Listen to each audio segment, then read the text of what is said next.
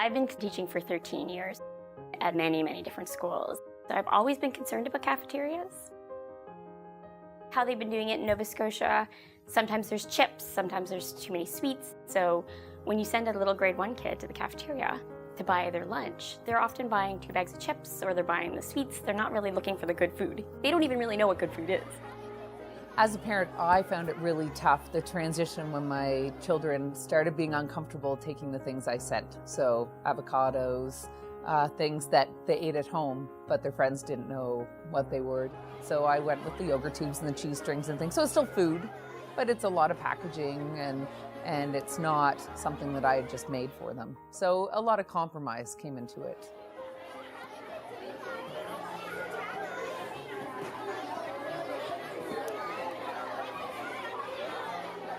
There's quite a lot of parents who it's been very important to them for their children to be learning about food and being given the opportunity to eat differently in a school environment, because they know that their kids are influenced by their peers, and that if there's anywhere they're going to try something new, it's going to be at school.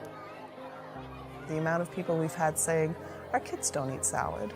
And we say, well, actually they did, and they are. And it is an easier environment than being a parent, you know, saying, you should try this, because immediately they're going to be like, oh, well, you told me to, so maybe I won't.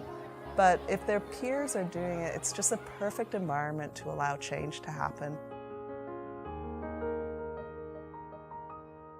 I find this food project has been such a great thing, because when those ladies come in and they lay out those trays of vegetables and fruit for these kids, they just gobble them up. They're so excited. Their peers are telling them to try things. It's been awesome. The vice principal here just came up to me and said, I've got goosebumps. Like the school, kids are talking about food in the corridors now. They're wondering what's for lunch. And she said the whole culture is shifting. Food is really a social thing. And so making it safe for all the kids to try and even be silly, even eat the purple cabbage and get a purple mouth. That's so great for them to feel free to experiment. They're not thinking about it as healthy. They're thinking about it as fun. And they come back with healthy bellies after lunch, and I can see a difference in the way they learn. School cafeterias are our most significant opportunity to influence the way children eat.